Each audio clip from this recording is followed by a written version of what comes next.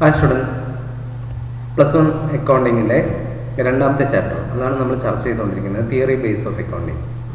ആ theory base of അക്കൗണ്ടിങ്ങിൽ നമ്മൾ എന്താണ് തിയറി ബേസ് എന്നുള്ള കാര്യങ്ങളൊക്കെ ചർച്ച ചെയ്തതാണ്. അത് എന്തിനു വേണ്ടിയിട്ടാണെന്ന് ഞാൻ പറഞ്ഞു.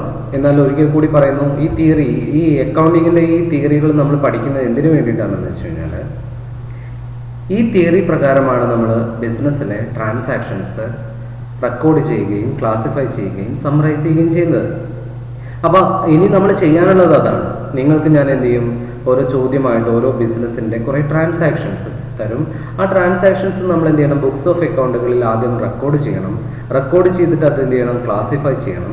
ക്ലാസിഫൈ ചെയ്തിട്ട് അത് സമ്മറൈസ് ചെയ്യണം. പിന്നെ ബാക്കി അഡ്വാൻസ്ഡ് അക്കൗണ്ടിങ്, അത് ഇത്രയാണ് +1 അക്കൗണ്ടിങ്. റെക്കോർഡിംഗ് വരെയാണ് നിങ്ങൾക്ക് പഠിക്കാനുള്ളത്, സമ്മറൈസിങ് വരെയാണ് നിങ്ങൾക്ക് പഠിക്കാനുള്ളത്. അപ്പോൾ ഈ ഇത്തരം പ്രവർത്തനങ്ങൾ നിങ്ങൾക്ക് ചെയ്യണമെങ്കിൽ അതിനെ ഗൈഡായിട്ട് നിൽക്കുന്ന, അല്ലെങ്കിൽ അത് ചെയ്യാൻ നിങ്ങളെ സഹായിക്കുന്ന തിയറിയാണ്, ഗൈഡ് ലൈൻസ് ആണ് ഈ തിയറി ബേസ് ഓഫ് അക്കൗണ്ടിങ്. ഈ തിയറി ബേസ് ഓഫ് അക്കൗണ്ടിങ് ഞാൻ പറഞ്ഞു, ആൾ ഓവർ ദി കൺട്രി അല്ലെങ്കിൽ ആൾ ഓവർ ദി വേൾഡ് ഇതിനൊരു യൂണിഫോമിറ്റി, സ്ഥാപനങ്ങൾ അവരുടെ ഫിനാൻഷ്യൽ റെക്കോർഡ്സ് തയ്യാറാക്കുന്ന കാര്യത്തിൽ ഒരു യൂണിഫോമിറ്റി ഉണ്ടാക്കിയെടുക്കുന്നതിന് വേണ്ടിയിട്ടാണ് ആ ഒരു ഇന്റർനാഷണൽ ലെവലിൽ തന്നെ ഇത്തരത്തിൽ ഒരു സിമിലർ ഒരു യൂണിഫോമിറ്റി ഉള്ള അക്കൗണ്ടിങ് പ്രിൻസിപ്പിൾസും അസംഷൻസും കൊണ്ടുവന്നിരിക്കുന്നത്. നമുക്ക് നമ്മുടെ രാജ്യത്തെ എല്ലാ തരം ഡബിൾ എൻട്രി സിസ്റ്റം ഫോളോ ചെയ്യുന്ന എല്ലാ തരം സ്ഥാപനങ്ങളുടെ ബുക്സ് ഓഫ് അക്കൗണ്ട് അല്ലെങ്കിൽ അവരുടെ ഫിനാൻഷ്യൽ സ്റ്റേറ്റ്മെന്റ്സ് നമ്മൾ പരിശോധിച്ചു കഴിഞ്ഞാൽ അതിനെല്ലാത്തിനും ഒരേ മാതൃകയായിരിക്കും രൂപപ്പെട്ടിട്ടുണ്ടായിരിക്കുക. അത് കാരണം അവരെല്ലാം ഫോളോ ചെയ്യുന്നത് ഈ പറയുന്ന ജനറലി ആക്സെപ്റ്റഡ് അക്കൗണ്ടിങ് പ്രിൻസിപ്പിൾ ആണ്. അപ്പോൾ നിങ്ങൾക്ക് മനസ്സിലായിട്ടുണ്ടായിരിക്കുമെന്ന് ഞാൻ കരുതുന്നു. ഈ ജനറലി ആക്സെപ്റ്റഡ് അക്കൗണ്ടിങ് പ്രിൻസിപ്പിൾസ് എല്ലാ സ്ഥാപനങ്ങളും ഫോളോ ചെയ്യേണ്ടതിൻ്റെ ആവശ്യം, എല്ലാവരും ചെയ്യുന്ന അക്കൗണ്ടിങ് വർക്ക് ഒരേ രൂപത്തിൽ ഉണ്ടാക്കിയെടുക്കുക, ഒരേ രൂപത്തിലായി വരിക എന്നതിൻ്റെ ആ ഒരു ആശയം മുൻനിർത്തിയാണ് ഈ അക്കൗണ്ടിങ് തത്വങ്ങൾ ഡെവലപ്പ് ചെയ്തെടുത്തിരിക്കുന്നത്. ഇത് ഞാൻ പറഞ്ഞു, നമ്മുടെ രാജ്യത്ത് മാത്രമല്ല ഇന്റർനാഷണൽ ലെവലിൽ ഫോളോ ചെയ്യുന്ന ജനറലി ആക്സെപ്റ്റഡ് അക്കൗണ്ടിങ് പ്രിൻസിപ്പിൾസ് ആണ്. അതിൽ നമ്മൾ പറഞ്ഞു നിർത്തിയത് ഡ്യുവൽ ആസ്പെക്ട് കോൺസെപ്റ്റ് എന്നുള്ളൊരു കൺസെപ്റ്റിലാണ്. അത് അക്കൗണ്ടിങ്ങിൻ്റെ ഏറ്റവും ബേസ് ആയിട്ടുള്ള ഒരു കാര്യമാണ് dual aspect concept. Each and every transaction, ബിസിനസ്സിലെ ഓരോ കൊടുക്കൽ വാങ്ങലുകളും രണ്ട് സ്ഥലത്ത് രേഖപ്പെടുത്തണം എന്നുള്ളതാണ് ഈ ഡ്യുവൽ ആസ്പെക്ട് കൊണ്ട് ഉദ്ദേശിക്കുന്നത്. കാരണം എന്തുകൊണ്ടാണ് രണ്ട് സ്ഥലത്ത് റെക്കോർഡ് ചെയ്യേണ്ടി വരിക എന്ന് വെച്ചാൽ, ബിസിനസ്സിലെ ഏതൊരു കൊടുക്കൽ വാങ്ങലുകളും രണ്ട് വ്യക്തികൾ തമ്മിലാണ്. അപ്പോൾ ഒരു വ്യക്തിക്ക് എന്തെങ്കിലും കിട്ടുന്നുണ്ടെങ്കിൽ ഒരു വ്യക്തിക്ക് എന്തെങ്കിലും കൊടുക്കേണ്ടി വരുന്നുണ്ട് എന്ന് വെച്ചാൽ, ഒരു റിസീവിങ് ആസ്പെക്ട് ഉണ്ട്, ഒരു ഗിവിങ് ആസ്പെക്ട് ഉണ്ട്. അല്ലെങ്കിൽ ഓരോ വ്യക്തിക്കും എന്തുണ്ട്, ഒരു ട്രാൻസാക്ഷനിൽ ഒരു റിസീവിങ് ആസ്പെക്ട് ഉണ്ടായിരിക്കും, ഒരു ഗിവിങ് ആസ്പെക്ട് ഉണ്ടായിരിക്കും. റിസീവിങ് ആസ്പെക്ട് ഒരു അക്കൗണ്ടിൽ രേഖപ്പെടുത്തുകയാണെങ്കിൽ ഗിവിങ് ആസ്പെക്ട് മറ്റൊരു അക്കൗണ്ടിലായിരിക്കും രേഖപ്പെടുത്തേണ്ടി വരിക. ആ റിസീവിങ് ഒരു ആസ്പെക്ട് ഒരു അക്കൗണ്ടിന്റെ ഡെബിറ്റ് ആസ്പെക്റ്റിലേക്കായിരിക്കും പോകുന്നുണ്ടെങ്കിൽ മറ്റേ ആസ്പെക്ട് മറ്റൊരു അക്കൗണ്ടിന്റെ ക്രെഡിറ്റ് ആസ്പെക്റ്റിലേക്കായിരിക്കും പോകുന്നുണ്ടായിരിക്കുക. ഈ ഡെബിറ്റ് ക്രെഡിറ്റ് എന്നുള്ളതൊക്കെ നമുക്ക് പിന്നീട് ചർച്ച ചെയ്യാം. എന്നാലും ഞാൻ പറയുന്നു, ഇൻ സിംപ്ലി നമുക്ക് മനസ്സിലാക്കാനുള്ള ഒരു കാര്യം, അക്കൗണ്ട് എന്ന് പറയുന്ന അക്കൗണ്ടിലേക്കാണ് നമ്മൾ എഴുതേണ്ടത്. ഞാൻ അക്കൗണ്ടിങ്ങിന്റെ ഡെഫിനിഷൻ പറഞ്ഞപ്പോൾ ഈ ട്രാൻസാക്ഷൻ രേഖപ്പെടുത്താനുള്ള ബുക്സ് റെക്കോർഡ് ചെയ്യുന്നത് ജേണലിലാണെന്ന് ഞാൻ പറഞ്ഞു. ജേണൽ ഒരു ബുക്കാണ്. ഈ ജേണൽ നോക്കി ക്ലാസിഫൈ ചെയ്യേണ്ടത് മറ്റൊരു ബുക്കിലേക്കാണ്. ആ ബുക്കിന്റെ പേര് ലെഡ്ജർ ആണെന്ന് ഞാൻ പറഞ്ഞു. ആ ലെഡ്ജറിലെ ഓരോ പേജുകളും അക്കൗണ്ടുകളായിരിക്കുമെന്ന് ഞാൻ പറഞ്ഞു. ഒരു അക്കൗണ്ടിന് ഒരു പേജ് പകുത്ത് രണ്ട് സൈഡുകളായിരിക്കും ഉണ്ടായിരിക്കുക. ആ രണ്ട് സൈഡുകളെയാണ് ഡെബിറ്റ് സൈഡ് എന്നും ക്രെഡിറ്റ് സൈഡ് എന്നും പറയുക. ലെഫ്റ്റ് സൈഡ് ഡെബിറ്റും റൈറ്റ് സൈഡ് ക്രെഡിറ്റും എന്നാണ് അർത്ഥമാക്കുന്നത്. അപ്പോൾ ഒരു ട്രാൻസാക്ഷൻ സംഭവിക്കുകയാണെങ്കിൽ ഒരു ആസ്പെക്ട് ഒരു അക്കൗണ്ടിന്റെ ഡെബിറ്റ് സൈഡിലേക്കാണ് എഴുതേണ്ടതെങ്കിൽ മറ്റൊരു ആസ്പെക്ട് മറ്റൊരു അക്കൗണ്ടിന്റെ ക്രെഡിറ്റ് സൈഡിലേക്കാണ് എഴുതേണ്ടി വരിക. അതുകൊണ്ടാണ് each and every transaction having 2 aspect എന്നും 1 ഡെബിറ്റ് ആസ്പെക്ട് എന്നും 1 ക്രെഡിറ്റ് ആസ്പെക്ട് എന്നും പറയുന്നത്. ഇതൊക്കെ ഇപ്പോൾ കേൾക്കുമ്പോൾ നിങ്ങൾക്ക് പെട്ടെന്ന് തലയിൽ +1 പഠിക്കുന്ന ഒരു വിദ്യാർത്ഥിക്ക് കേൾക്കുമ്പോൾ ഇത് എന്തൊക്കെയാണെന്നൊരു തോന്നലുണ്ടായേക്കാം. പക്ഷെ നമ്മൾ പ്രോബ്ലത്തിലേക്ക് എത്തുമ്പോൾ നിങ്ങളുടെ ആ തോന്നലുകൾക്കൊക്കെ മാറ്റം ഉണ്ടായിരിക്കാം. പക്ഷെ ഈ വീഡിയോ +1 അക്കൗണ്ടിങ് കഴിഞ്ഞൊരു കുട്ടി കാണുകയാണെങ്കിൽ ആ കുട്ടിക്ക് എന്ത് ചെയ്യാൻ കഴിയും, ഇതെന്താണ് പറയുന്നത് എന്ന് പെട്ടെന്ന് മനസ്സിലാക്കി എടുക്കാൻ കഴിയും. അപ്പോൾ തൽക്കാലം നമുക്ക് ഡ്യുവൽ ആസ്പെക്ട് കോൺസെപ്റ്റ് എന്താണെന്ന് പഠിച്ചേ പറ്റൂ. അപ്പോൾ debit aspect, each and every transaction having 2 aspect, 1 debit aspect and 1 credit aspect. അതുകൊണ്ടാണ് ഈ കൺസെപ്റ്റിന്റെ ഇങ്ങനെ രണ്ട് ആസ്പെക്റ്റും റെക്കോർഡ് ചെയ്യുന്നത് കൊണ്ട് ഈ സിസ്റ്റം ഓഫ് അക്കൗണ്ടിങ്ങിനെ നമ്മൾ ഡബിൾ എൻട്രി സിസ്റ്റം എന്നാണ് പറയപ്പെടുക എന്ന് ഞാൻ പറഞ്ഞിട്ടുണ്ടായിരുന്നു. ഈ തത്വത്തിന്റെ അടിസ്ഥാനത്തിലാണ് ഒരു അക്കൗണ്ടിങ് ഇക്വേഷൻ തന്നെ ഡെവലപ്പ് ചെയ്ത് വന്നിരിക്കുന്നത്. ആ അക്കൗണ്ടിങ് ഇക്വേഷൻ എന്ന് പറയുന്നത് എന്താണ്? Total asset is equal to total liability എന്നുള്ള അക്കൗണ്ടിങ് ഇക്വേഷൻ. പിന്നെ ലയബിലിറ്റി രണ്ടായിട്ട് ക്ലാസിഫൈ ചെയ്യാം, external liability and owner's equity എന്നുള്ള രൂപത്തിൽ. അപ്പൊ അതിൽ എക്സ്റ്റേണൽ ലയബിലിറ്റിയെ വെറും ലയബിലിറ്റി എന്നും ഓണേഴ്സ് ഇക്വിറ്റിയെ ക്യാപിറ്റൽ എന്നും പറയുന്നത് കൊണ്ട് നമ്മൾ ആ അക്കൗണ്ടിങ് ഇക്വേഷൻ നമ്മളൊന്ന് എക്സ്പാൻഡ് ചെയ്ത് പറയും, asset is equal to liabilities plus capital. ഇത് നമുക്കിനി പ്രോബ്ലം ആയിട്ട് ചെയ്യാനുള്ളത് കൊണ്ട് ഞാൻ അപ്പോൾ നിങ്ങൾക്ക് എന്ത് ചെയ്യാം, കൂടുതൽ ആ സമയത്ത് നിങ്ങൾക്ക് ചർച്ച ചെയ്യാവുന്നതാണ്. അപ്പോൾ ഇത് ഡ്യുവൽ ആസ്പെക്ട് കഴിഞ്ഞ വീഡിയോയിൽ ചർച്ച ചെയ്താണ്, ഒരു ഇൻട്രൊഡക്ഷൻ എന്നുള്ള രൂപത്തിൽ ഞാനൊന്ന് പറഞ്ഞു എന്ന് മാത്രം. അപ്പൊ ഇനി നമുക്ക് പറയാനുള്ളത് അക്കൗണ്ടിങ് പ്രിൻസിപ്പിൾസ് ഓഫ് കൺവെൻഷൻസിനെ കുറിച്ചാണ്. ബേസിക് അക്കൗണ്ടിങ് കൺസെപ്റ്റ് തന്നെയാണ്. അതിൽ ഇനി പറയാൻ പോകുന്നതൊക്കെ ഈ അക്കൗണ്ടിങ് പ്രിൻസിപ്പിൾസ് വരുന്നതാണ്. അതിലൊന്നാണ് റവന്യൂ റെക്കഗ്നിഷൻ അല്ലെങ്കിൽ റവന്യൂ റിയലൈസേഷൻ കൺസെപ്റ്റ്. ഈ റവന്യൂ റിയലൈസേഷൻ കൺസെപ്റ്റ് വളരെ സിമ്പിളാണ്. എപ്പോഴാണ് ഒരു സ്ഥാപനത്തിന് റവന്യൂ റിയലൈസ് ചെയ്തിരിക്കുന്നത് എന്നതിന് ഒരു തീരുമാനം ഉണ്ടാക്കുന്ന തത്വമാണിത്. അതായത് റവന്യൂ എന്ന് വെച്ചാൽ ഒരു സ്ഥാപനം, ആ സ്ഥാപനം എന്ത് ബിസിനസ് ആണോ ചെയ്യുന്നതെങ്കിൽ അത് കച്ചവട സ്ഥാപനമാവാം, മാനുഫാക്ചറിങ് കൺസേൺ ആവാം, എന്തായാലും അവിടെ എന്തുണ്ടായിരിക്കും, ഒരു പ്രൊഡക്റ്റ് വിൽക്കുന്നുണ്ടായിരിക്കും. ആ സർവീസസ് ആണെങ്കിൽ സർവീസ് പ്രൊവൈഡ് ചെയ്യുന്നുണ്ടായിരിക്കും. ഇവിടെ എന്താ ഉദ്ദേശിക്കുന്നത് വെച്ച് കഴിഞ്ഞാൽ എപ്പോഴാണ് റവന്യൂ റെക്കഗ്നൈസ് ചെയ്യുന്നത്, സാധനങ്ങൾ വിറ്റ് നമുക്ക് റവന്യൂ കിട്ടി എന്ന് തീരുമാനിക്കുന്നത് ഏത് പോയിന്റിലാണ്, ആ ഏത് പോയിന്റിലാണ് എന്നുള്ളതിന്റെ എക്സ്പ്ലനേഷൻ ആണ് ഈ റവന്യൂ റെക്കഗ്നിഷൻ കൺസെപ്റ്റ് പറയുന്നത്. As per this concept revenue realised when the ownership is transferred from the seller to the buyer. വിൽക്കുന്ന ആളിൽ നിന്ന് ഉൽപ്പന്നത്തിന്റെ ഉടമസ്ഥാവകാശം വാങ്ങുന്ന ആളിലേക്ക് ഏത് പോയിന്റിലാണോ ട്രാൻസ്ഫർ ചെയ്യപ്പെടുന്നത് ആ സമയത്ത് ആ സ്ഥാപനത്തിന് റവന്യൂ റെക്കഗ്നൈസ് ചെയ്തതായിട്ട് കണക്കാക്കണം എന്നാണ് ഇതുകൊണ്ട് അർത്ഥമാക്കുന്നത്. ഉദാഹരണത്തിന് ഇപ്പോൾ ഞാനിപ്പോൾ ഒരു കടയിൽ കയറുന്നു, ഒരു 10,000 രൂപ കൊടുത്തിട്ട് ഒരു ചെറിയ ടി വി വാങ്ങുന്നു. ഞാൻ ടി വി കണ്ട് ഇഷ്ടപ്പെട്ട് ഇതെനിക്ക് വേണം എന്ന് പറഞ്ഞാൽ അതവിടെ സെയിൽസ് സംഭവിക്കുന്നില്ല. അപ്പോ ഞാനിത് എനിക്ക് വേണം എന്ന് പറഞ്ഞു, ഓക്കെ, അയാൾ എന്ത് ചെയ്യുന്നു, ബില്ലടിക്കുന്നു, എൻ്റെ പേരിൽ ബില്ലടിക്കുന്നു. ആ ബില്ലടിച്ച് ഞാൻ അതിൻ്റെ ക്യാഷ് കൊടുക്കുന്നു. ആ ബില്ലടിച്ച് ക്യാഷ് കൊടുത്തോടുകൂടി ആ ഉൽപ്പന്നം, ആ ടി വിയുടെ ഉടമസ്ഥൻ ആരായി മാറുകയാണ്, ഞാനായി മാറുകയാണ്. അപ്പൊ ഞാനായി മാറിക്കഴിയുമ്പോൾ എന്നിട്ട് ഞാൻ എന്ത് ചെയ്യാണ്, ആ ടി വി അവിടെ തന്നെ വെച്ച് പോകുന്നു. ഞാൻ പറയാണ്, ഞാൻ ഇത് 2 ദിവസം കഴിഞ്ഞിട്ട് എടുക്കുന്നുള്ളൂ, ഇത് ഇവിടെ ഇരുന്നോട്ടെ. ആ 2 ദിവസം കഴിഞ്ഞിട്ടേ എടുക്കുന്നുള്ളൂ എങ്കിൽ കൂടി 2 ദിവസം കഴിഞ്ഞിട്ടാണ് ഞാൻ ടി വി എടുത്തുകൊണ്ട് പോകുന്നത്. അപ്പൊ നിങ്ങൾക്കൊരു സംശയം എന്തായിരിക്കും, അത് സെയിൽസ് എപ്പോൾ കാണിക്കണം? ഞാൻ 2 ദിവസം കഴിഞ്ഞിട്ടാണ് ആ ടി വി എടുത്ത് പോയതെങ്കിൽ ആ എടുത്ത് പോകുന്ന സമയത്താണോ ആ സ്ഥാപനം സെയിൽസ് ആയിട്ട് കാണിക്കേണ്ടത്, അതോ ഞാൻ അതിന്റെ ബില്ലടിച്ച് ക്യാഷ് അടിച്ചപ്പോഴാണോ എന്നുള്ളതാണ് ചോദ്യം. അപ്പൊ ഇതില് ഉത്തരം എന്താണെന്ന് വെച്ച് കഴിഞ്ഞാൽ, ആ സാധനം ഞാൻ അവിടെ വെച്ച് പോയെങ്കിൽ കൂടി അത് ബില്ലാക്കി ഞാൻ ക്യാഷ് പേ ചെയ്തോടുകൂടി ആ ഉൽപ്പന്നത്തിന്റെ ഉടമസ്ഥൻ ആരായി മാറി, ഞാനായി മാറിയെങ്കിൽ ആ ബില്ലടിച്ച് ക്യാഷ് ചെയ്യുന്ന സമയത്ത് ആ ട്രാൻസാക്ഷൻ രേഖപ്പെടുത്താം എന്നുള്ളതാണ് റവന്യൂ റെക്കഗ്നിഷൻ കൺസെപ്റ്റ് പറയുന്നത്. അതേസമയം രണ്ടാമത്തെ ഒരു കേസ് പറയാം.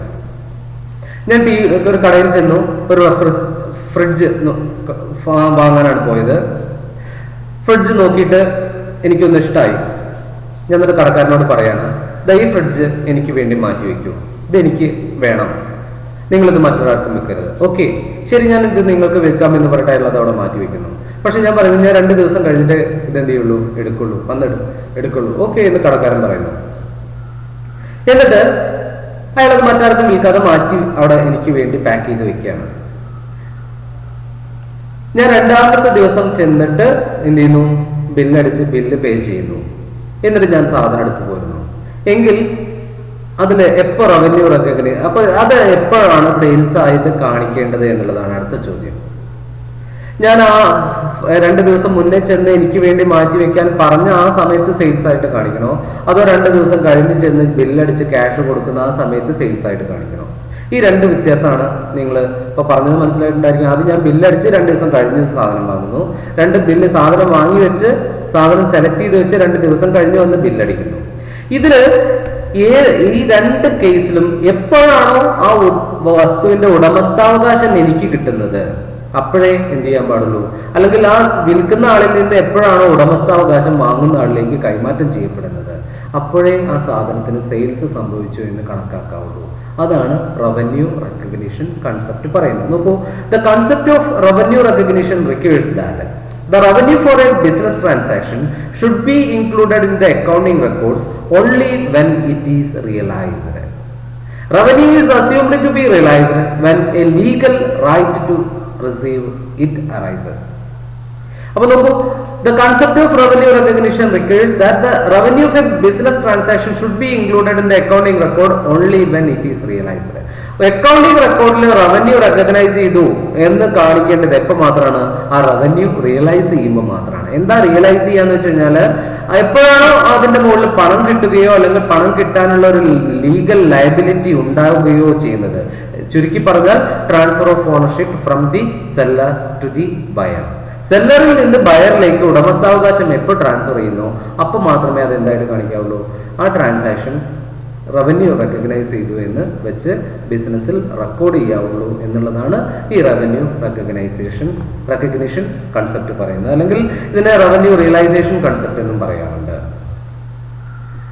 അപ്പോൾ നിങ്ങൾക്കിത് മനസ്സിലായിട്ടുണ്ടെന്ന് വിചാരിക്കുന്നത് എന്ന് വെച്ചാൽ സാധനങ്ങൾ ഇപ്പൊ നമുക്കിപ്പോ പൊതുവായ ഒരു കേസിൽ ഇങ്ങനെയൊന്നും സംഭവിക്കാറില്ല. നമ്മളെല്ലാവരും കടയിൽ പോകുന്നു, സാധനം വാങ്ങുന്നു, പൈസ കൊടുക്കുന്നു. ആ പൈസ കൊടുക്കുന്ന ഓൺ ദി മൊമെന്റ് ബില്ലടിച്ച് പൈസ കൊടുക്കുന്ന മൊമെന്റിന്റെ റവന്യൂ റിയലൈസ് ആയി.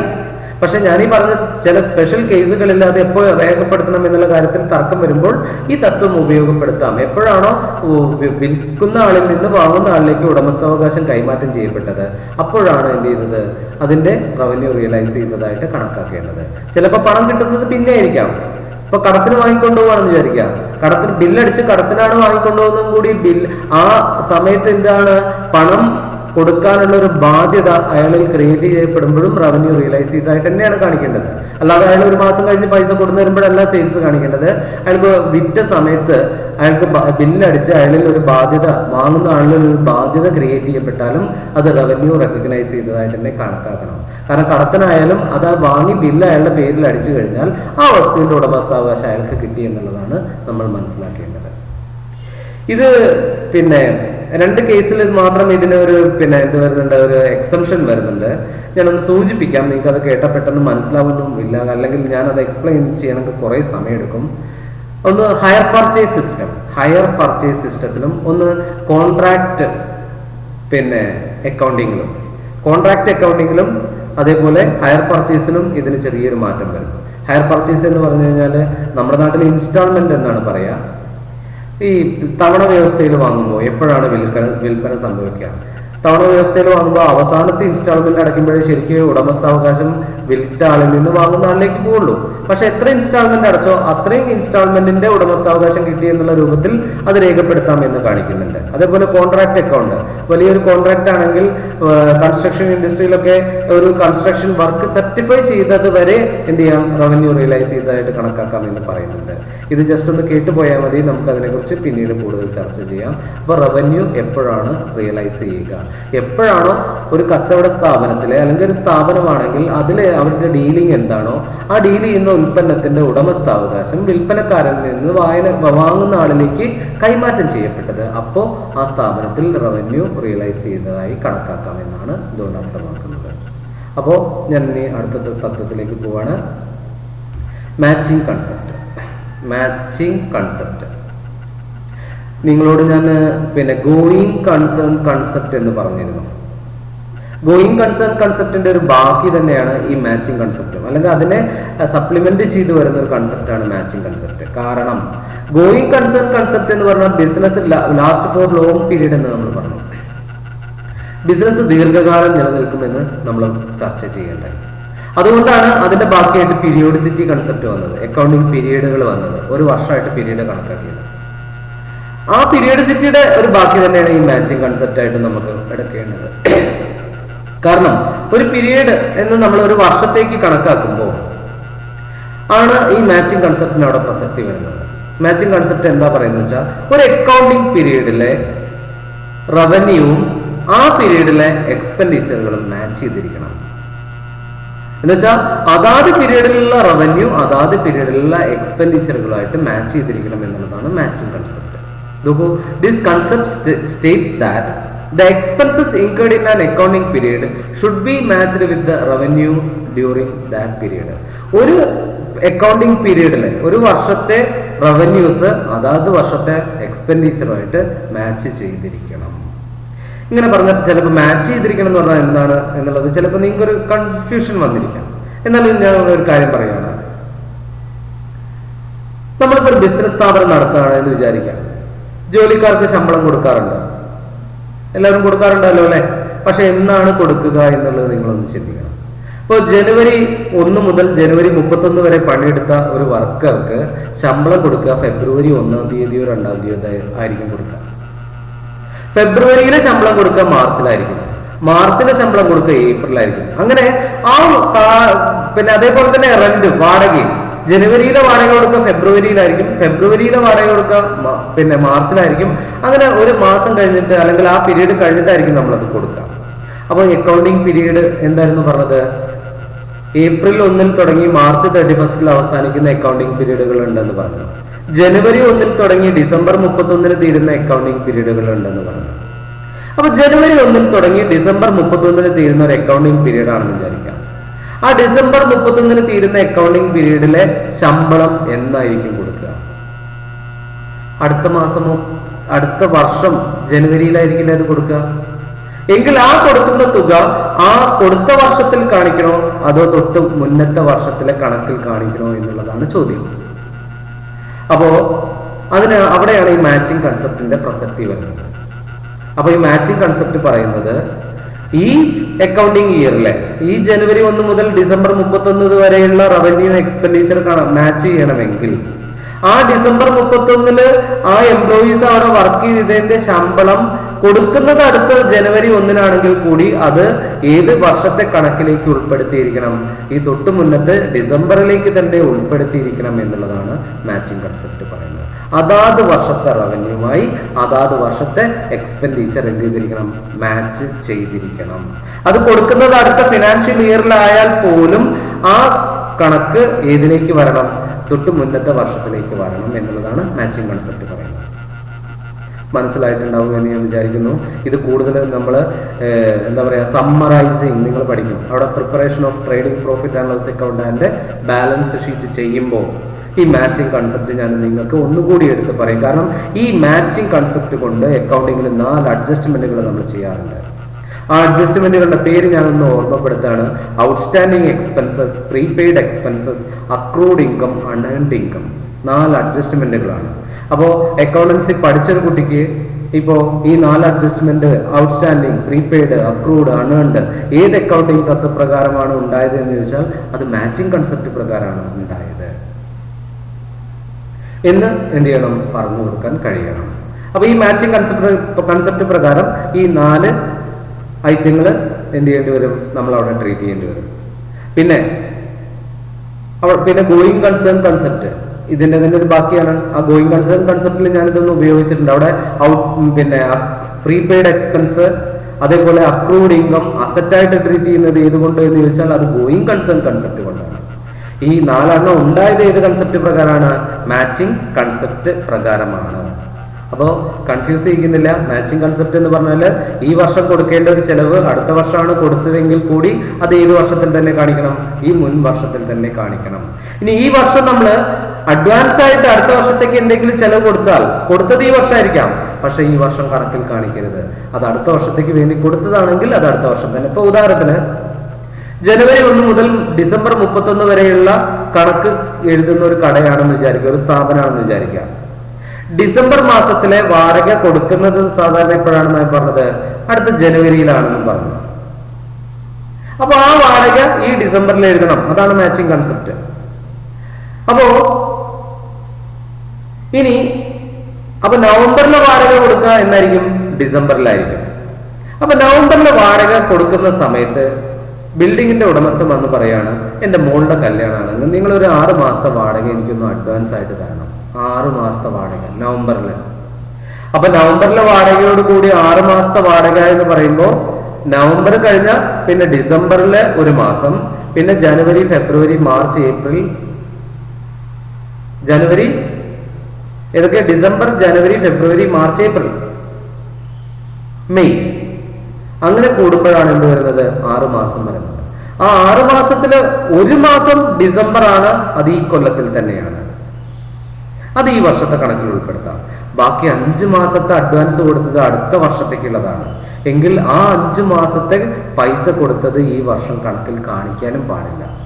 അത് അടുത്ത വർഷം കൊടുത്തത് ഈ നവംബറിലാണെങ്കിൽ കൂടി അത് ഏത് വർഷത്തെ ലാഭത്തിലും നഷ്ടത്തിലും ട്രീറ്റ് ചെയ്യപ്പെടാവുള്ളൂ?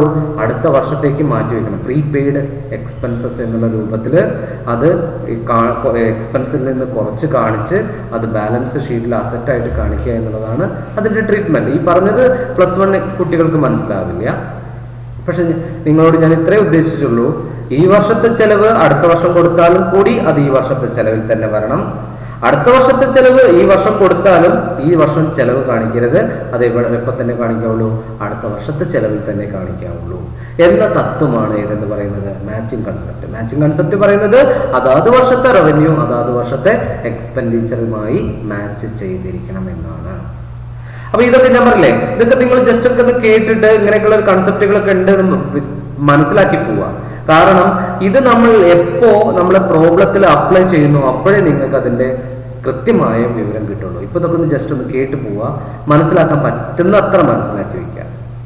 ഇനി അടുത്ത അക്കൗണ്ടിങ് കൺസെപ്റ്റ് പറയുന്നത് ഫുൾ ഡിസ്ക്ലോഷർ കൺസെപ്റ്റ് എന്നാണ്. ഫുൾ ഡിസ്ക്ലോഷർ അക്കൗണ്ടിങ് ഇൻഫർമേഷൻ എങ്ങനെയായിരിക്കണം? ഫുള്ളി എല്ലാ വിവരവും തുറന്നു പറഞ്ഞിരിക്കണം എന്നുള്ളതാണ്. നോക്കൂ, this principle requires that all material and relevant facts concerning financial performance of an enterprise must be fully and completely disclosed in the financial statements and their accompanying footnotes. Financial statements prepare ചെയ്യുന്ന സമയത്ത് എല്ലാ ഇൻഫർമേഷനും എന്ത് ചെയ്തിരിക്കണം? Complete disclose ചെയ്തിരിക്കണം. ഏതെങ്കിലും sum up ചെയ്ത് എഴുതിയിട്ടുണ്ടെങ്കിൽ അതിന്റെ ഫുട് നോട്ടായിട്ട് അതിന്റെ ഒരു ഷെഡ്യൂള് വേറെ തയ്യാറാക്കിയിരിക്കണം. ആ രൂപത്തിൽ എല്ലാ ഇൻഫർമേഷനും ഫുള്ളി ഡിസ്ക്ലോസ്ഡ് ആയിരിക്കണം ഫിനാൻഷ്യൽ ഇൻഫർമേഷൻ. ആ തത്വത്തിന് പറയുന്ന പേരാണ് എന്തെന്ന് പറയാ? Full disclosure concept. അപ്പൊ നിങ്ങളൊരു നിങ്ങൾക്ക് വേണമെങ്കിൽ എന്താ പറയാ, നെറ്റിൽ നിന്ന് ഇപ്പൊ റിലയൻസ് ഇൻഡസ്ട്രീസിന്റെ ബാലൻസ് ഷീറ്റ് ഡൗൺലോഡ് ചെയ്യാം. അപ്പൊ ആ റിലയൻസ് ഇൻഡസ്ട്രീസിന്റെ ബാലൻസ് ഷീറ്റ് എടുത്ത് നോക്കുമ്പോൾ നിങ്ങൾക്ക് അതിൽ നോക്കിയാൽ ചിലപ്പോൾ സമ്മപ്പ് ചെയ്ത എമൗണ്ടുകളായിരിക്കും. ഡെപ്റ്റേഴ്സ്, ക്രെഡിറ്റേഴ്സ് എന്നൊക്കെ പറഞ്ഞിട്ടായിരിക്കും ഉണ്ടായിരിക്കുക. ഡെപ്റ്റേഴ്സ് എന്ന് പറഞ്ഞു കഴിഞ്ഞാൽ നമുക്ക് പണം തരാനുള്ള ആളുകൾ, ക്രെഡിറ്റേഴ്സ് എന്ന് പറഞ്ഞാൽ നമ്മൾ പണം കൊടുക്കാൻ. അതിൽ ആർക്കൊക്കെ എത്രയൊക്കെ ഉണ്ട് അതിന്റെ ടോട്ടൽ മാത്രമായിരിക്കും ചിലപ്പോൾ ഫിനാൻഷ്യൽ സ്റ്റേറ്റ്മെന്റിൽ ബാലൻസ് ഷീറ്റിൽ ഉണ്ടായിരിക്കുക. പക്ഷെ അതിന്റെ താഴെ ഫുട് നോട്ടായിട്ട് ആ ഡെപ്റ്റേഴ്സ് ആരൊക്കെ, ഓരോരുത്തർക്കും എത്ര കൊടുക്കാനുണ്ട് എന്നുള്ളത്, ഡെപ്റ്റേഴ്സ് ആരൊക്കെ, അവർ ഓരോരുത്തരിൽ നിന്ന് എത്ര കിട്ടാനുണ്ട് എന്നുള്ളത് കൃത്യമായി താഴെ ലിസ്റ്റ് ചെയ്തിരിക്കണം. അതേപോലെ ക്രെഡിറ്റേഴ്സ് എന്ന് ബാലൻസ് ഷീറ്റിൽ കാണിച്ചിട്ടുണ്ടെങ്കിൽ അതിന്റെ ഫുട് നോട്ടായിട്ട് ഷെഡ്യൂളിൽ ആരൊക്കെയാണ് ക്രെഡിറ്റേഴ്സ്, ആർക്കൊക്കെയാണ് പണം കൊടുക്കേണ്ടത് എന്നുള്ള ഫുട് നോട്ട് ഉണ്ടായിരിക്കണം. അങ്ങനെ ഓരോ ഡാറ്റയും ഫുള്ളി ഡിസ്ക്ലോസ് ചെയ്തിരിക്കണം ഫിനാൻഷ്യൽ സ്റ്റേറ്റ്മെന്റിൽ എന്ന് കാണിക്കുന്ന തത്വമാണ് ഇതെന്ന് പറയുന്നത് ഫുൾ ഡിസ്ക്ലോഷർ കൺസെപ്റ്റ് എന്നുള്ളത് കൊണ്ട് അർത്ഥമാക്കുന്നത്. അപ്പോൾ നിങ്ങൾക്ക് ഇത് മനസ്സിലായിട്ടുണ്ട്. ഇതൊന്നും എന്തല്ല ഇപ്പൊ തൽക്കാലം നമുക്ക് അപ്ലൈ ചെയ്യാനുള്ളതല്ല, നിങ്ങൾ ജസ്റ്റ് മനസ്സിലാക്കാനുള്ളതാണ്. കാരണം നമ്മൾ റെക്കോർഡിങ്, ക്ലാസിഫൈങ്, സമ്മറൈസിങ് അതിൽ നമ്മൾ അപ്ലൈ ചെയ്യണം. പക്ഷെ നമ്മൾ അതെന്ത് ചെയ്യുന്നില്ല, എടുത്തു പറഞ്ഞ് ചെയ്യേണ്ട ഒരു കാര്യമായിട്ട് വരുന്നില്ല. ഇതൊക്കെ പ്രാക്ടിക്കൽ അക്കൗണ്ടിങ്ങിൽ ഉപയോഗപ്പെടുത്തേണ്ട കാര്യങ്ങളാണ്. ഇനി അടുത്തത് കൺസിസ്റ്റൻസി, സ്ഥിരത എന്ന് പറയും. കൺസിസ്റ്റൻസി എന്ന് പറയുമ്പോൾ സ്ഥാപനങ്ങള് ഫിനാൻഷ്യൽ സ്റ്റേറ്റ്മെന്റുകൾ തയ്യാറാക്കുമ്പോൾ അവർക്ക് ചില കാര്യങ്ങൾ, ചില പോളിസീസുകൾ ഫോളോ ചെയ്യാം. ഇപ്പോൾ ക്ലോസിംഗ് സ്റ്റോക്ക് എങ്ങനെ വാല്യൂ ചെയ്യണം, പല മെത്തേഡുകളുണ്ട്. അതിലൊരു മെത്തേഡാണ് closing stock is valued at cost or market price whichever is less. Cost വാങ്ങിയ വിലയാണോ മാർക്കറ്റ് വിലയാണോ നിലവിൽ ഏറ്റവും കുറവെങ്കിൽ ആ വിലയിലേക്ക് ക്ലോസിംഗ് സ്റ്റോക്കിനെ വാല്യൂ ചെയ്യാം. അല്ലെങ്കിൽ ഡിപ്രീസിയേഷൻ എന്ന് പറഞ്ഞത് ഫിക്സഡ് അസറ്റുകൾക്ക് ഡിപ്രീസിയേഷൻ ഫോളോ ചെയ്യാം. അതാത് വർഷത്തെ ചെലവായിട്ട് കാണിക്കണം ഡിപ്രീസിയേഷൻ. അത് ഫിക്സഡ് ഇൻസ്റ്റാൾമെന്റ് ഉണ്ട്, ഡിമിനിഷിംഗ് ബാലൻസ് മെത്തേഡ് ഉണ്ട്, അങ്ങനെ പല മെത്തേഡുകളുണ്ട്. അതൊന്നും ഇപ്പോൾ ഞാൻ ഇങ്ങനെ പറയുമ്പോൾ നിങ്ങൾക്ക് അത് കേട്ടാൽ മനസ്സിലാവില്ല. ചുരുക്കി പറഞ്ഞാൽ അക്കൗണ്ടന്റ് ഫോളോ ചെയ്യുന്ന പിന്നെ എന്താ പറയാ പല മെത്തേഡുകളിൽ ചില മെത്തേഡുകളാണ് ഞാൻ ഈ പറഞ്ഞത്. അപ്പൊ ചില ഐറ്റങ്ങളെ ട്രീറ്റ് ചെയ്യാൻ പല മെത്തേഡുകൾ ഉണ്ടായിരിക്കും. അപ്പൊ അതിൽ ഏതെങ്കിലും ഒരു മെത്തേഡ് ഫോളോ ചെയ്യുകയാണെങ്കിൽ ആ മെത്തേഡ് തന്നെ സ്ഥിരമായിട്ട് ഫോളോ ചെയ്യണം എന്നുള്ളതാണ് കൺസിസ്റ്റൻസി കൊണ്ട് ഉദ്ദേശിക്കുന്നത്. ഇപ്പൊ ഡിപ്രീസിയേഷൻ ഡിമിനിഷിംഗ് ബാലൻസ് ആണെങ്കിൽ എല്ലാ വർഷവും അങ്ങനെ തന്നെ ആയിരിക്കണം. അല്ലാതെ ഈ വർഷം ഡിമിനിഷിങ്, അടുത്ത വർഷം അത് ഫിക്സഡ് ഇൻസ്റ്റാൾമെന്റ്, അടുത്ത വർഷം വേറൊരു മെത്തേഡിലേക്ക് അങ്ങനെ എന്ത് ചെയ്യാൻ പാടില്ല, മാറി കളിക്കാൻ പാടില്ല. കാരണം അക്കൗണ്ടിങ്ങിന്റെ ഏറ്റവും വലിയൊരു ഫീച്ചർ എന്ന് പറയുന്നത് എന്താ വെച്ചാൽ കമ്പയറബിലിറ്റിയാണ്. ഒന്നിൽ കൂടുതൽ വർഷത്തേക്ക് കമ്പയർ ചെയ്യാൻ കഴിയുന്നതായിരിക്കണം ഫിനാൻഷ്യൽ ഇൻഫർമേഷൻ. അപ്പൊ നമ്മൾ ഈ അക്കൗണ്ടിങ് ചെയ്യുന്ന സമയത്തുള്ള ഇത്തരത്തിലുള്ള പോളിസികൾ തുടർച്ചയായിട്ട് മാറ്റുകയാണെങ്കിൽ ഇത് കമ്പയറബിലിറ്റി എന്നുള്ള ഫീച്ചർ അതിന് നഷ്ടപ്പെടും. അപ്പൊ അത് ഒഴിവാക്കാൻ വേണ്ടിയിട്ടാണ് കൺസിസ്റ്റൻസി എന്നുള്ള തത്വം കൊണ്ടുവന്നിരിക്കുന്നത്. അപ്പോൾ according to this concept, the accounting policies and practices followed by an enterprise must be uniform and consistent over a period of time. അപ്പോൾ അക്കൗണ്ടിങ്ങിൽ ഉപയോഗിക്കുന്ന പോളിസികളും അതിന്റെ പ്രാക്ടീസും അതെങ്ങനെയായിരിക്കണം, യൂണിഫോം ആയിരിക്കണം. അത് over a period of time, ദീർഘകാലം അത് കൺസിസ്റ്റന്റ് ആയിട്ട് ഉപയോഗിക്കണം. അതിനർത്ഥം ഒട്ടും മാറ്റാൻ പാടില്ല എന്നില്ല കേട്ടോ. ഇപ്പോൾ സ്ഥിരമായിട്ട് ഡിമിനിഷിംഗ് ബാലൻസ് മെത്തേഡ് ചെയ്തു എന്ന് ഡിപ്രീസിയേഷൻ ആണെന്ന് വിചാരിക്കാം. അടുത്ത വർഷം അത് ഫിക്സഡ് ഇൻസ്റ്റാൾമെന്റ് മെത്തേഡിലേക്ക് മാറ്റണം എന്നുണ്ടെങ്കിൽ അത് മാറ്റാം, അതിന് ഫുട് നോട്ട് കൊടുക്കാം. പക്ഷെ മാറ്റിക്കഴിഞ്ഞാൽ പിന്നെ ദീർഘകാലം എന്ത് ചെയ്യണം, അത് ആ മെത്തേഡിൽ തന്നെ ഉപയോഗിച്ചിരിക്കണം. അതാണ് കൺസിസ്റ്റൻസി എന്നുള്ള തത്വം പറയുന്നത്. എന്ന് വെച്ചാൽ അക്കൗണ്ടിങ് ചെയ്യുന്ന സമയത്ത് ഉപയോഗിക്കുന്ന പോളിസികളും പ്രാക്ടീസുകളും ഒരേപോലെ തുടർച്ചയായി ഫോളോ ചെയ്യണം എന്നുള്ളതാണ് ഇതെന്ന് പറയുന്നത് കൺസിസ്റ്റൻസി കൺസെപ്റ്റ് എന്നുള്ളത് കൊണ്ട് അർത്ഥമാക്കുന്നത്. അപ്പൊ കൺസിസ്റ്റൻസി ഇനി പ്രധാനപ്പെട്ട ഇത് നമ്മൾ അക്കൗണ്ടിങ്ങിലെ സമ്മറൈസിങ്ങില് നമ്മുടെ ഫിനാൻഷ്യൽ സ്റ്റേറ്റ്മെന്റ് പ്രിപ്പയർ ചെയ്യുമ്പോൾ, trading profit and loss account, balance sheet prepare ചെയ്യുമ്പോൾ പ്രാക്ടിക്കലായിട്ട് ചെയ്യാനുള്ള ഒരു തത്വമാണ് കൺസർവേറ്റിസം അഥവാ പ്രുഡൻസ് എന്ന് പറയുന്നത്. ഇത് പരീക്ഷയ്ക്ക് പലതവണ എടുത്ത് ചോദിച്ചിട്ടുള്ള ഒരു തത്വം കൂടിയാണ് കൺസർവേറ്റിസം എന്ന് പറയുന്ന കൺസെപ്റ്റ്. നോക്കൂ, the concept of conservatism requires that profit should not be recorded until realized, but all losses, even those which may have a remote possibility, are to be provided for in the books of account. It is based on the policy of playing safe. അപ്പോൾ revenue realisation, revenue recognition concept പറഞ്ഞു. Revenue വരുമാനം എപ്പോ ഉണ്ടാകുന്നു അല്ലെങ്കിൽ recognise ചെയ്യുന്നു അപ്പൊ മാത്രമേ രേഖപ്പെടുത്താവൂ. പക്ഷേ ലോസ് അല്ലെങ്കിൽ എക്സ്പെൻസ്, ലോസ് നഷ്ടം സംഭവിക്കാൻ സാധ്യത ഉണ്ട് എന്ന് കാണുകയാണെങ്കിൽ അത് എന്ത് ചെയ്യാം, അക്കൗണ്ടിൽ രേഖപ്പെടുത്താം എന്നുള്ളതാണ് ഈ തത്വം പറയുന്നത്. ലാഭം അല്ലെങ്കിൽ റവന്യൂ റെക്കഗ്നൈസ് ചെയ്താൽ മാത്രം രേഖപ്പെടുത്തുക. പക്ഷേ എന്തെങ്കിലും തരത്തിലുള്ള നഷ്ടം സംഭവിക്കാനുള്ള സാധ്യത നമ്മൾ മുൻകൂട്ടി കാണുകയാണെങ്കിൽ കൂടി അതിന് ഒരു എമൗണ്ട് പ്രൊവിഷൻ കാണിക്കാമെന്നാണ്, ലാഭത്തിൽ നിന്ന് അതിനു വേണ്ടി മാറ്റി വെക്കാം എന്നുള്ളതാണ് ഈ കൺസർവേറ്റിസം കൺസെപ്റ്റ് പറയുന്നത്. Concept of conservatism. ഈ തത്വത്തിന്റെ അടിസ്ഥാനത്തിലാണ് provision for bad and doubtful ഡെപ്റ്റ്, provision for discount on debtors എന്നൊക്കെ പറഞ്ഞിട്ട് നമുക്ക് എന്ത് ചെയ്യേണ്ടത്, സമ്മറൈസിങ് ഫിനാൻഷ്യൽ സ്റ്റേറ്റ്മെന്റ് തയ്യാറാക്കുമ്പോൾ നമുക്ക് അതിന്റെ അടിസ്ഥാനത്തിലുള്ള കുറെ അഡ്ജസ്റ്റ്മെന്റുകൾ പഠിക്കാനുണ്ട്. അപ്പൊ എന്താ പറഞ്ഞത്, ഇപ്പോൾ ഒരു ചെറിയൊരു എക്സാമ്പിൾ പറയാം. ഏതൊരു ബിസിനസ് ആണെങ്കിലും കുറച്ച് എന്തുണ്ടായിരിക്കും, ഡെപ്റ്റേഴ്സ് ഉണ്ടായിരിക്കും. കടത്തിന് വാങ്ങിക്കൊണ്ടുപോയി പണം കിട്ടാനുള്ള ആളുകളെയാണ് നമ്മൾ ആരെന്ന് പറയാ, ഡെപ്റ്റേഴ്സ് എന്ന് പറയാം. ഈ ഡെപ്റ്റേഴ്സ് എന്താ പറയാ 2020-21 സാമ്പത്തിക വർഷത്തിലുണ്ടാവുന്ന ബിസിനസ്സിലെ കുറെ ഡെപ്റ്റേഴ്സ്, അതിന്റെ പണം കിട്ടുക ചിലപ്പോൾ 21-22 സാമ്പത്തിക വർഷമായിരിക്കാം, അടുത്ത വർഷമായിരിക്കും കിട്ടിപ്പോരുന്നുണ്ടായിരിക്കാം. അങ്ങനെ കിട്ടിപ്പോരുന്ന സമയത്ത് പലപ്പോഴും എന്ത് ചെയ്യാറുണ്ട്, കുറച്ച് ഡെപ്റ്റേഴ്സ് എങ്കിലും നമ്മൾ ഡിസ്കൗണ്ട് കൊടുക്കേണ്ടി വരും അവർക്ക്. അത് നമുക്കൊരു ലോസാണ്. കിട്ടാനുള്ളവരിൽ നിന്ന് മുഴുവൻ കിട്ടാതെ നമ്മൾ എന്ത് ചെയ്യേണ്ടി വരും, കുറച്ച് ഡിസ്കൗണ്ട് അവർക്ക് കൊടുക്കേണ്ടി വരും. അപ്പൊ ഇപ്പൊ നമുക്കറിയില്ല, അത് അന്നേക്ക് വരുന്ന നഷ്ടമാണ്. അപ്പൊ നമ്മൾ ഫ്യൂച്ചറിനെ കുറിച്ച് ചിന്തിക്കുകയാണ്. അന്ന് നമുക്ക് ഇങ്ങനെ ഈ രൂപത്തിൽ കുറച്ച് നഷ്ടം സംഭവിക്കാമെങ്കിൽ കൊടുക്കുന്നതിന് മുന്നേ തന്നെ അതിന് വേണ്ടിയിട്ട് അതൊരു ചെലവായിട്ട് നമുക്ക് കാണിക്കാം. അതിനെയാണ് provision for discount on debtors എന്ന് പറയാം. അതേപോലെ ഡെപ്റ്റ് കിട്ടാനുണ്ട് ഫ്യൂച്ചറിൽ കുറെ, അതിൽ ചിലതെങ്കിലും കിട്ടാതിരിക്കാം, അതിനെയാണ് ബാഡ് ഡെപ്റ്റ് എന്ന് പറയാം, കിട്ടാക്കടം എന്ന് പറയും. അങ്ങനെ സംഭവിക്കുമെന്ന് നമുക്ക് മുൻകൂട്ടി ചില ധാരണയുണ്ടെങ്കിൽ അതിലേക്കും നമുക്ക് എന്ത് ചെയ്യാം, അതും ഈ വർഷത്തെ ചെലവിലേക്ക് ചെലവാക്കി തന്നെ കാണിക്കാം. അതിൽ ചെലവ് എന്ന് പറഞ്ഞാൽ ലാഭത്തിൽ നിന്ന് മാറ്റി വയ്ക്കുക, പ്രൊവിഷൻ മാറ്റി വയ്ക്കുക എന്നാണ് പറയുക. അതിനാണ് പ്രൊവിഷൻ ഫോർ ഡൗട്ട്ഫുൾ ഡെപ്റ്റ്, provision for discount on debtors എന്നൊക്കെ പറയാം.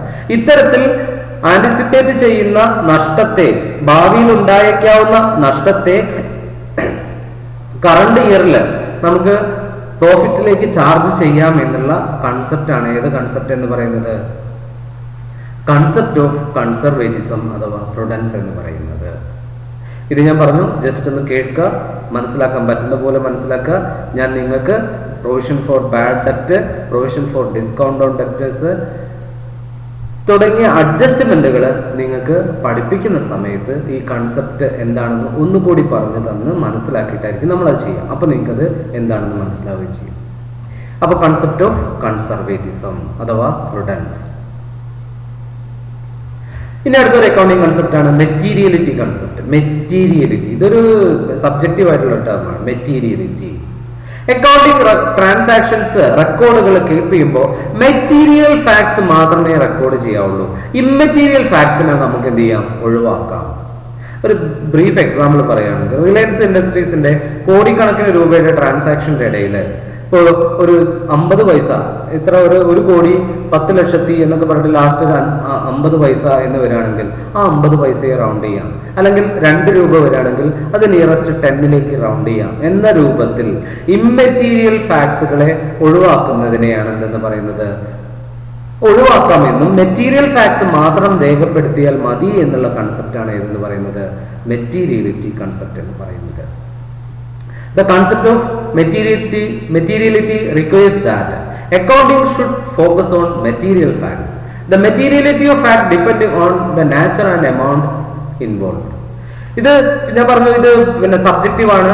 ഡിപ്പെൻഡിങ് അപ്പോൺ ദ സർക്കംസ്റ്റാൻസസ് അല്ലെങ്കിൽ ഡിപ്പെൻഡിങ് അപ്പോൺ ദ പേഴ്സൺ, വ്യക്തികൾക്കനുസരിച്ചും സാഹചര്യങ്ങൾക്കനുസരിച്ചും ഏതാണ് മെറ്റീരിയൽ ഏതാണ് ഇമ്മെറ്റീരിയൽ എന്നുള്ളതിൽ വ്യത്യാസം ഉണ്ടായേക്കാം. എന്നാലും അക്കൗണ്ടിങ് ഡാറ്റകളിൽ മെറ്റീരിയൽ ഫാക്ട്സ് മാത്രം ഉൾപ്പെടുത്തിയാൽ മതി എന്ന് വേണ്ട, ഇമ്മെറ്റീരിയൽ ആയിട്ടുള്ള ഫാക്ടുകളെ ഒഴിവാക്കാം എന്നുള്ള കൺസെപ്റ്റാണ് മെറ്റീരിയലിറ്റി കൺസെപ്റ്റ് എന്ന് പറയാം. ഇതും പ്രാക്ടിക്കലായിട്ട് ട്രാൻസാക്ഷൻ രേഖപ്പെടുത്തുമ്പോൾ ഇപ്പോൾ 50,550 രൂപ 50 പൈസ എന്ന് എഴുതുമ്പോൾ ആ 50 പൈസയെ നമുക്ക് എന്ത് ചെയ്യാൻ, അത് ഇമ്മെറ്റീരിയൽ ആണ് എന്ന് പറഞ്ഞിട്ട് നമുക്കത് ഒഴിവാക്കാം എന്നുള്ളതാണ് ഈ കൺസെപ്റ്റ് പ്രകാരം പറയുന്നത്. പക്ഷെ അത് എന്നാൽ ആവശ്യമായ മെറ്റീരിയൽ അത് ഫാക്ട് വേണ്ടതാണെങ്കിൽ നമുക്കത് അവിടെ നിലനിർത്തുകയും ചെയ്യാം. അപ്പൊ ഇതാണ്, അതുകൊണ്ടാണ് ഞാൻ പറഞ്ഞത് ഇത് ചിലർക്ക് ഇത് മെറ്റീരിയൽ ഫാക്ട് ആണെങ്കിൽ ചിലർക്ക് എന്തായിരിക്കും, ഇത് ഇമ്മെറ്റീരിയൽ ആയിരിക്കാം. അത് ഡിപ്പെൻഡിങ് അപ്പോൾ സർക്കംസ്റ്റാൻസസ്, അതിനനുസരിച്ച് അക്കൗണ്ടൻസ് തീരുമാനിച്ച് മെറ്റീരിയൽ ഫാക്ട്സിനെ മാത്രം നിലനിർത്തി ഇമ്മെറ്റീരിയൽ ഫാക്ട്സിനെ ഒഴിവാക്കിയെടുക്കാം എന്നുള്ളതാണ് ഈ അക്കൗണ്ടിങ് തത്വം പറയുന്നത്. അപ്പോൾ materiality concept.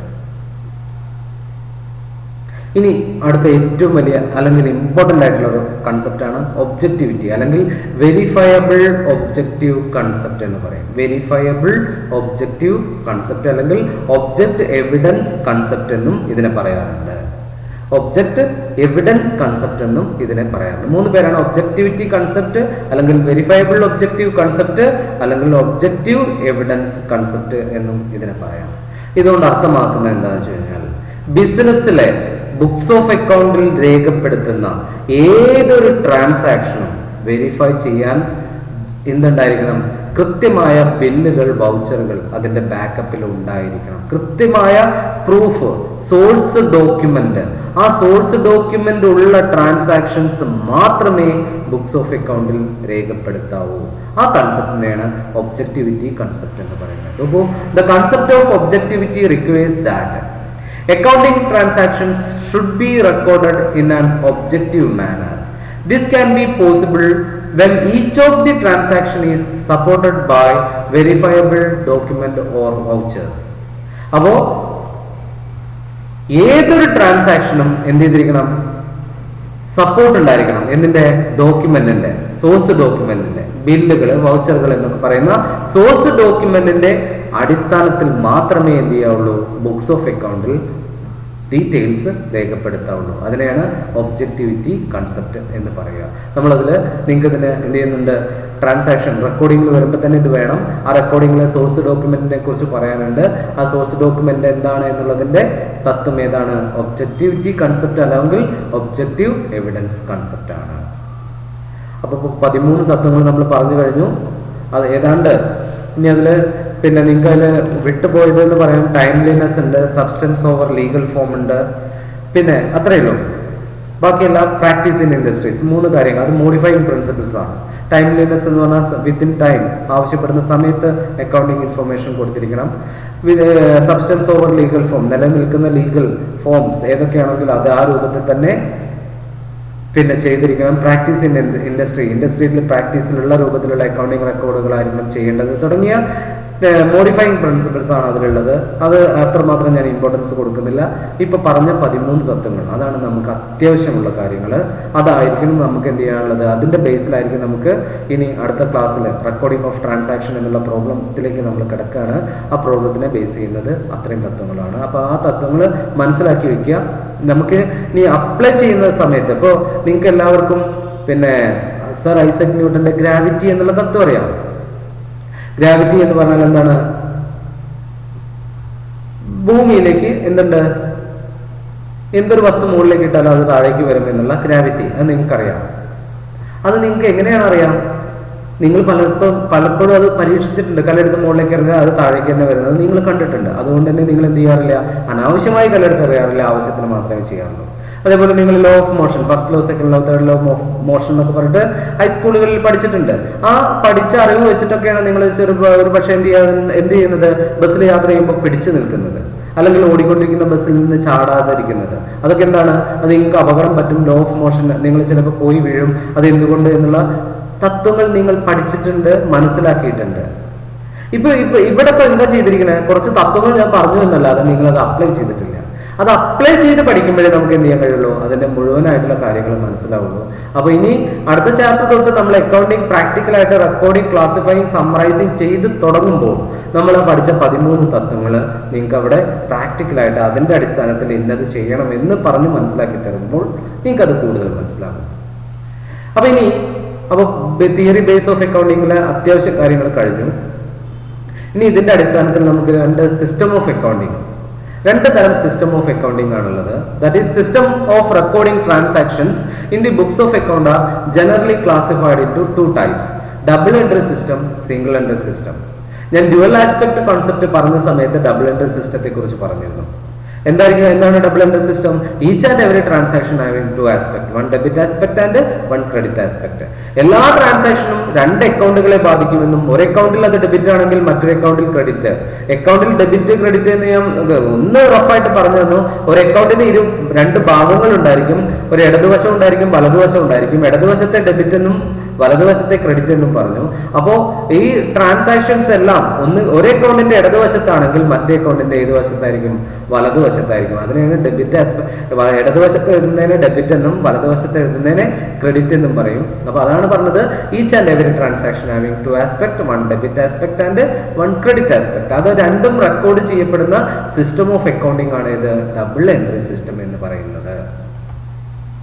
Double entry system. So, double entry system is based on the principle of dual aspect, which states that every transaction has 2 effects: receiving of benefit and giving of a benefit. This system is a complete system as both aspects of transactions are recorded. ഇതാണ് double entry system ആണ് എന്ന് പറയുന്നത് ഒരു complete system of accounting എന്ന് പറയുന്നത്. എല്ലാ registered അല്ലെങ്കിൽ company form of organisations എല്ലാം ഈ സിസ്റ്റം ഫോളോ ചെയ്തേ പറ്റൂ. നമ്മൾ പഠിക്കുന്നതും ഈ സിസ്റ്റമാണ്. എങ്കിൽ ഇതല്ലാത്ത മറ്റ് സിസ്റ്റം ഏത് എന്ന് ചോദിക്കുമ്പോഴാണ് അടുത്ത സിസ്റ്റം വരുന്നത് സിംഗിൾ എൻട്രി സിസ്റ്റം. നമ്മുടെ നാട്ടിലുള്ള ഒട്ടുമിക്ക സോൾ ട്രേഡിംഗ് കൺസേൺസും പാർട്ട്ണർഷിപ്പ് കൺസേൺസിലെ ചിലതും അല്ലെങ്കിൽ ഈ അക്കൗണ്ടിംഗ് ഇൻഫർമേഷൻ കൃത്യമായിട്ട് ലീഗൽ അതോറിറ്റീസിന് സബ്മിറ്റ് ചെയ്യേണ്ട സ്ഥാപനങ്ങളെല്ലാം ഈ സിംഗിൾ എൻട്രി സിസ്റ്റമാണ് ഫോളോ ചെയ്യുന്നത്. എന്ന് വെച്ചാൽ അവരെന്ത് ചെയ്യുന്നില്ല? ഡബിൾ എൻട്രി ഫോളോ ചെയ്യുന്നില്ല. അവിടെയും ബിസിനസ് ട്രാൻസാക്ഷൻസ് നടക്കുന്നുണ്ട്. അതില് അവർക്ക് വേണ്ട ചില ട്രാൻസാക്ഷൻ അവർ കംപ്ലീറ്റ് ഒമിറ്റ് ചെയ്യും. ചില ട്രാൻസാക്ഷന്റെ ഒരു ആസ്പെക്ട് എടുക്കും, ചില ട്രാൻസാക്ഷന്റെ 2 ആസ്പെക്ട് എടുക്കും. കാര്യമായിട്ട് അവർ റെക്കോർഡ് ചെയ്യുന്ന ബുക്ക് എന്ന് പറയുന്ന ഒരു ക്യാഷ് ബുക്കും പിന്നെ കടത്തെ വാങ്ങിക്കൊണ്ട് പോവുകയാണെങ്കിൽ ആളുകളുടെ പേഴ്സണൽ അക്കൗണ്ടും മാത്രമായിരിക്കും. ഇത്തരത്തില് ഇൻകംപ്ലീറ്റ് ആയിട്ട് റെക്കോർഡ് കീപ്പ് ചെയ്യുന്ന സിസ്റ്റത്തെ പറയുന്ന പേരാണ് സിംഗിൾ എൻട്രി സിസ്റ്റം എന്ന് പറയാം. നോക്കൂ, single entry system is not a complete system of accounting.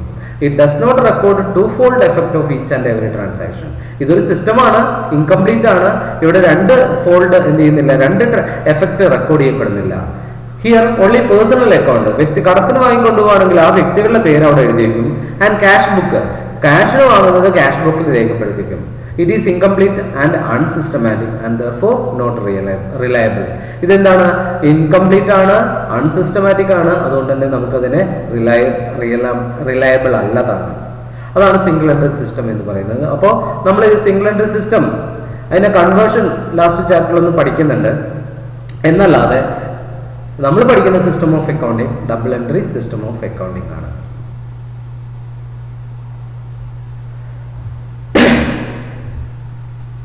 ഈ ഡബിൾ എൻട്രി സിസ്റ്റത്തിൽ തന്നെ രണ്ട് ബ്രാഞ്ചസ് അപ്രോച്ചസ് ഉണ്ട്. There can be to approaches, cash basis, accrual basis. കേൾക്കുമ്പോൾ തന്നെ മനസ്സിലാവാം, ക്യാഷ് ബേസിസ് എന്ന് പറയുമ്പോൾ ക്യാഷ് കൊടുക്കുകയും വാങ്ങുകയും ചെയ്യുകയാണെങ്കിൽ മാത്രം ട്രാൻസാക്ഷൻ രേഖപ്പെടുത്തുക. നോക്കൂ, under the cash basis entire book of accounts are made when cash is received or paid and not when the receipt or payment become due. ഇപ്പോ ഇന്ന് ഒരാൾക്ക് കടത്തിന് സാധനങ്ങൾ വിറ്റു എങ്കിൽ ഈ ക്യാഷ് ബേസിലാണെങ്കിൽ ആ ട്രാൻസാക്ഷൻ അവിടെ രേഖപ്പെടുത്തില്ല. അത് എപ്പോഴേ രേഖപ്പെടുത്തുള്ളൂ? അയാൾ അടുത്ത ദിവസം അല്ലെങ്കിൽ 2 ദിവസം കഴിഞ്ഞാൽ പൈസ കൊടുന്നു തരുന്ന സമയത്ത് മാത്രമേ അത് രേഖപ്പെടുത്തുള്ളൂ. എങ്കിൽ ക്യാഷ് കിട്ടുകയോ കൊടുക്കുകയോ ചെയ്യുമ്പോൾ മാത്രം ട്രാൻസാക്ഷൻ രേഖപ്പെടുത്തുകയാണെങ്കിൽ അത്തരം അക്കൗണ്ടിങ് സിസ്റ്റം അല്ലെങ്കിൽ ആ ബേസ് ഓഫ് അക്കൗണ്ടിങ്ങിനെയാണ് ക്യാഷ് ബേസ് എന്ന് പറയുക. അവിടെ ഡ്യൂ ആവുന്ന സമയത്ത് എന്തില്ല, രേഖപ്പെടുത്തലുകൾ നടത്തുന്നില്ല. Actual receipt of payment of cash നടക്കുന്ന സമയത്ത് മാത്രമേ അവിടെ ട്രാൻസാക്ഷൻ രേഖപ്പെടുത്തുള്ളൂ. ഇത് നമ്മൾ പഠിക്കുന്നത് അക്രൂവൽ ബേസ് ആണ്. അവിടെ ക്യാഷ് കിട്ടുന്ന സമയത്തല്ല, ക്യാഷ് ഡ്യൂ ആവുന്ന സമയത്ത് തന്നെ നമ്മൾ എന്ത് ചെയ്യും, രേഖപ്പെടുത്തും. കിട്ടുന്ന സമയത്ത് രേഖപ്പെടുത്തും, ഡ്യൂ ആവുന്ന സമയത്ത് നമ്മൾ അത് എന്ത് ചെയ്യും, രേഖപ്പെടുത്തി വെക്കും. നോക്കൂ, under the accrual basis revenues and costs are recognized in the period in which they occur rather than they are paid. എപ്പോഴാണോ അത് സംഭവിക്കുന്നത്, എപ്പോഴാണോ റവന്യൂ അല്ലെങ്കിൽ കോസ്റ്റ് റെക്കഗ്നൈസ് ചെയ്യുന്നത് അപ്പോൾ തന്നെ രേഖപ്പെടുത്തും. അത് എപ്പോൾ കിട്ടും എന്നുള്ളത് വേറെ, അപ്പോഴല്ല കിട്ടുന്ന സമയത്ത് അതിന്റെ റെസിപ്റ്റ് വേറെ കാണിക്കുമെങ്കിൽ കൂടി അത് ഡ്യൂ ആവുന്ന സമയത്ത് രേഖപ്പെടുത്തുന്ന സിസ്റ്റമാണ് ഇതെന്ന് പറയുന്നത് അക്രൂവൽ ബേസിസ് എന്ന് പറയാ. നമ്മൾ ഫോളോ ചെയ്യുന്നത് അക്രൂവൽ ബേസിസ് ആണ്. നിങ്ങൾ രണ്ട് അപ്രോച്ച് ഉണ്ടെന്ന് മനസ്സിലാക്കിക്കുക. ക്യാഷ് ബേസിസ്, ക്യാഷ് കിട്ടുകയും കൊടുക്കുകയും ചെയ്യുമ്പോൾ മാത്രം രേഖപ്പെടുത്തുക. അക്രൂവൽ ബേസിസ് എന്ന് പറയുമ്പോൾ റവന്യൂ റെക്കഗ്നൈസ് ചെയ്യുന്ന സമയത്ത് അത് രേഖപ്പെടുത്തുകയാണെങ്കിൽ, എന്ന് വെച്ചാൽ ഡ്യൂ ആവുന്ന സമയത്ത് രേഖപ്പെടുത്തുകയാണെങ്കിൽ അതിനെയാണ് അക്രൂവൽ ബേസിസ് എന്ന് പറയുക. ഇനി ഈ അക്കൗണ്ടിങ്ങിനെ സഹായിക്കുന്ന ചില സ്റ്റാൻഡേർഡുകളുണ്ട്. ഇന്റർനാഷണൽ അക്കൗണ്ടിംഗ് സ്റ്റാൻഡേർഡ് ഉണ്ട്, ഇന്ത്യൻ അക്കൗണ്ടിംഗ് സ്റ്റാൻഡേർഡുകളുണ്ട്. നോക്കൂ, accounting standards R written policy documents covering the aspect of recognition, measurement, treatment, presentation and disclosure of accounting transactions in financial statement.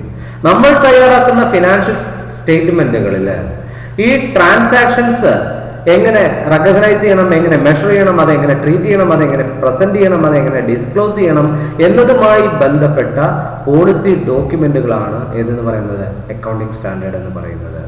It is issued by ACAI, institute of chartered accountants of India. ACAI എന്ന് പറഞ്ഞാൽ institute of chartered accountants of India, a professional body of accounting in our country. അവരെന്ന് പറയുന്നത് നമ്മുടെ രാജ്യത്തുള്ള ഒരു professional ബോഡിയാണ്. Its objective is to bring uniformity in different accounting policies.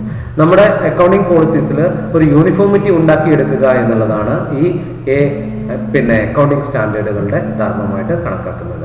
അതിൽ നിങ്ങളുടെ ടെക്സ്റ്റിൽ കുറെ അക്കൗണ്ടിംഗ് സ്റ്റാൻഡേർഡുകൾ പറഞ്ഞിട്ടുണ്ട്. അതൊന്നും ഇപ്പോൾ ഞാൻ തൽക്കാലം ഇതിൽ ഉൾപ്പെടുത്തുന്നില്ല. നമുക്ക് ആവശ്യമുള്ളത് പിന്നീട് ചർച്ച ചെയ്യാം. Accounting standard. ഇനി ഈ ചാപ്റ്ററിലെ ഏറ്റവും ലാസ്റ്റിലുള്ള ടേം നിങ്ങൾ കേട്ടിട്ടുണ്ടായിരിക്കും, GST അഥവാ ഗൂഡ്സ് ആൻഡ് സർവീസ് ടാക്സസ്. പണ്ട് നമ്മുടെ നാട്ടിൽ ഒരുപാട് ടാക്സ്, ഇൻഡയറക്ട് ടാക്സുകൾ ഒരുപാട് എണ്ണം ഉണ്ടായിരുന്നു. അതെല്ലാം കൂടി മെർജ് ചെയ്ത് ഇപ്പോൾ ഒറ്റ ഇൻഡയറക്ട് ടാക്സ് ഉള്ളതാണ് ഗൂഡ്സ് ആൻഡ് സർവീസ് ടാക്സ്. നോക്കൂ, goods and service tax GST is an indirect tax levied on the supply of goods and services. This law has replaced many indirect tax laws that previously existed in India. Under the GST regime, the tax is levied at every point of sale. നമ്മൾ ഓരോ ഉൽപ്പന്നങ്ങളും എവിടൊക്കെ sale ചെയ്യുന്നു ആ സ്ഥലത്തെല്ലാം എന്ത് ചെയ്യുന്നു, ഈ GST എന്ത് ചെയ്യുന്നു, ചാർജ് ചെയ്യപ്പെടുന്നു. അൾട്ടിമേറ്റ് ഈ GST ആരിൽ നിന്ന് നേടിയെടുക്കുന്നു? കൺസ്യൂമർ. അവസാന ഫൈനൽ കൺസ്യൂമർ ആരാണോ അവരിൽ നിന്ന് അത് വാങ്ങിയെടുക്കുന്നു. ഇന്ന് നമ്മുടെ നാട്ടില്, രാജ്യത്ത് നമ്മൾ ഉപയോഗിക്കുന്ന ഉൽപ്പന്നങ്ങൾക്ക് വേണ്ടി നമ്മൾ കൊടുക്കേണ്ട ഇൻഡയറക്ട് ടാക്സ് ഏതാണെന്ന് ചോദിച്ചാൽ അത് GST ആണ്. ഈ GSTയിൽ 3 കോമ്പണന്റുകളുണ്ട്. അതൊന്ന് പഠിച്ചു വെച്ചാൽ മതി തൽക്കാലം. അതില് മൂന്ന് എണ്ണം ഉൾപ്പെട്ടതാണ് ഈ GST എന്ന് പറയുന്നത്. 3 എണ്ണത്തിൽ 2 എണ്ണമായിരിക്കും ഉണ്ടായിരിക്കുക. അത് ഒന്നുകിൽ CGST, IGST അല്ലെങ്കിൽ CGST, SGST എന്നുള്ള രൂപത്തിലായിരിക്കും ഉണ്ടായിരിക്കുക. എന്താണ് ഈ CGST, എന്താണ് SGST, എന്താണ് IGST? നോക്കൂ, CGST എന്ന് പറഞ്ഞാൽ central goods and service tax. It is a revenue to central government. ഒരു ഉൽപ്പന്നം നമ്മൾ വാങ്ങിക്കഴിഞ്ഞാൽ അതിൽ ഒരു 10% GST ഉണ്ടെങ്കിൽ അതിൽ 5% കേന്ദ്ര ഗവൺമെന്റിലേക്കും 5% സംസ്ഥാന ഗവൺമെന്റിലേക്കായിരിക്കും. അപ്പോൾ കേന്ദ്ര ഗവൺമെന്റിലേക്ക് പോകേണ്ട, ഞാൻ 10% എന്ന് പറഞ്ഞത് ഞാനൊരു എക്സാമ്പിൾ പറഞ്ഞതാണ്. GSTക്ക് കൃത്യമായ ശതമാനം ഉണ്ട്. അത് 3% to 28% വരെ ഉണ്ട് എന്നാണ്. അതിന്റെ പല കമ്മോഡിറ്റിക്കും പല ടാക്സ് റേറ്റ് ആണ്. ഞാൻ ജസ്റ്റ് ഒരു എക്സാമ്പിൾ പറഞ്ഞത് മാത്രം. അപ്പൊ അത് പിന്നെ ആ ലെവി ചെയ്യുന്ന 28% ആണെങ്കിൽ അതിൽ 14 പകുതി ആർക്കുള്ളതാണ്? CGST ആയിരിക്കും, സെൻട്രൽ ഗവൺമെന്റിലേക്കുള്ളതായിരിക്കും. അതിനെയാണ് CGST, central government, central goods and service tax. It is revenue to central government. ബാക്കി പകുതി ആർക്കാന്ന് പറഞ്ഞാൽ SGST, state goods and service tax. അത് സ്റ്റേറ്റ് ഗവൺമെന്റിലേക്ക് പോകേണ്ടത്. It is a revenue to state government. ഇത് ഈ CGST, SGST ചാർജ് ചെയ്യുന്നത് ഒരു സംസ്ഥാനത്തിന്റെ ഉള്ളിൽ ഒരു ഉൽപ്പന്നം കൊടുക്കുകയും വാങ്ങുകയും ചെയ്യുമ്പോഴാണ് ഈ CGSTയും SGSTയും വരുന്നത്. രണ്ട് സംസ്ഥാനങ്ങൾ തമ്മിൽ, ഒരു സംസ്ഥാനത്തിൽ നിന്ന് മറ്റൊരു സംസ്ഥാനത്തിലേക്ക് വാങ്ങുകയോ വിൽക്കുകയോ ചെയ്യുമ്പോഴാണ് IGSTക്കുള്ള ഇമ്പോർട്ടൻസ് വരുന്നത്. അപ്പൊ അവിടെ CGSTയും IGST ആയിരിക്കും വരിക. നോക്കൂ, അപ്പൊ IGST എന്ന് പറഞ്ഞാൽ integrated goods and service tax എന്നാണ്. It is shared between state and central government as per specified rate. അപ്പൊ ഒരു സംസ്ഥാനത്ത് നിന്ന് സാധനം വാങ്ങി മറ്റൊരു സംസ്ഥാനത്തേക്ക് എത്തുമ്പോൾ രണ്ട് സംസ്ഥാനങ്ങൾ വരും. അപ്പൊ അവരത് ഷെയർ ചെയ്തെടുക്കേണ്ടി വരും. ആ ടാക്സിനെ പറയുന്ന പേരാണ് എന്ത് പറയാ? IGST എന്ന് പറയാം, integrated goods and service tax. അപ്പൊ തൽക്കാലം നിങ്ങൾ GST എന്നുള്ള ടേം കേൾക്കുക. GST എന്ന് പറഞ്ഞാൽ ഗൂഡ്സ് ആൻഡ് സർവീസ് ടാക്സ് ആണ്. അത് നമ്മുടെ നാട്ടിലെ രാജ്യത്തെ ഇൻഡയറക്റ്റ് ടാക്സുകളിൽ ഒന്നാണ്. പിന്നെ അതിന് 3 കോമ്പണന്റ് ഉണ്ട്. അത് CGST, central goods and service tax, SGST, state goods and service tax, IGST, integrated goods and service tax. അപ്പൊ ഇത്രയാണ് നമുക്ക് ഇതിൽ എന്ത് ചെയ്യാനുള്ളത്, ചർച്ച ചെയ്യാനുള്ളത് ഈ ചാപ്റ്ററിൽ, ഗൂഡ്സ് ആൻഡ് സർവീസ് ടാക്സ് വരെ. അതിന്റെ കുറെ ഡീറ്റെയിൽസ് ഉണ്ട്. പക്ഷെ ഞാൻ പറഞ്ഞില്ലേ, നമുക്ക് ഇപ്പൊ എന്താണ് അത്യാവശ്യം പ്രോബ്ലത്തിലേക്ക് എത്താൻ ആവശ്യമായ അത്യാവശ്യം ഇമ്പോർട്ടന്റ് ആയിട്ടുള്ള തിയറീസ് ആണ് നമ്മൾ ഈ വീഡിയോസിലൂടെ ചർച്ച ചെയ്യപ്പെട്ടുള്ളത്. ഇനി എപ്പോഴാണോ നമുക്ക് റെഗുലർ ക്ലാസ് തുടങ്ങുന്നത് ആ സമയത്ത് മിസ് ചെയ്തിട്ടുള്ള ഫാക്ടേഴ്സ് കൂടുതൽ ഉൾപ്പെടുത്തി നമുക്ക് എന്ത് ചെയ്യാം, ക്ലാസ്സിലേക്ക് ഒന്നുകൂടി പോകാം. നമുക്കൊരു കാര്യം കൂടി ചെയ്യാം. നമുക്ക് ഈ ഇത്രയും ടോപ്പിക്കിന്റെ മലയാളം വേർഷൻ എങ്ങനെയാണെന്നുള്ളത് നമുക്ക് വേണമെങ്കിൽ ഒന്ന് ചർച്ച ചെയ്ത് വെക്കാം. അതിൽ നമ്മൾ കഴിഞ്ഞ ദിവസം നോക്കിയിരുന്നു. അതില് കഴിഞ്ഞ ദിവസം നമ്മൾ പറഞ്ഞത് ദ്വിമുഖ രേഖപ്പെടുത്തൽ എന്ന സങ്കല്പം എന്നതിലാണ് നമ്മൾ പറഞ്ഞു നിർത്തിയത്. ഇനി അതിന്റെ ബാക്കി നോക്കൂ, 9ാമത്തെ വരുമാന നിർണയം എന്ന സങ്കല്പം നോക്കൂ. റവന്യൂ റെക്കഗ്നീഷൻ എന്നുള്ളതിന്റെ ഒരു മലയാളമാണ് ഈ കാണിച്ചിരിക്കുന്നത്. വരുമാന നിർണയം എന്ന സങ്കല്പം, റവന്യൂ റെക്കഗ്നീഷൻ സങ്കല്പം. നോക്കൂ, ഈ തത്വപ്രകാരം ഒരു ബിസിനസ് സ്ഥാപനത്തിന്റെ വരുമാനം അത് നേടിക്കഴിഞ്ഞു എന്ന് ഉറപ്പുവരുത്തിയ ശേഷം മാത്രമേ രേഖപ്പെടുത്താവൂ. അതാണ് റവന്യൂ റിയലൈസേഷൻ. വരുമാനം നേടിക്കഴിഞ്ഞു എന്ന് ഉറപ്പ്, ബില്ലടിച്ച് ക്യാഷ് കിട്ടി അല്ലെങ്കിൽ ബില്ലടിച്ച് അയാൾക്ക് പണം തരാനുള്ള ഒരു ബാധ്യത വന്നു എന്ന് ഉറപ്പുവരുത്തിയതിനു ശേഷമേ ആ ട്രാൻസാക്ഷൻ രേഖപ്പെടുത്താവൂ എന്നുള്ളതാണ് വരുമാന നിർണയം എന്ന സങ്കല്പം പറയുന്നത്.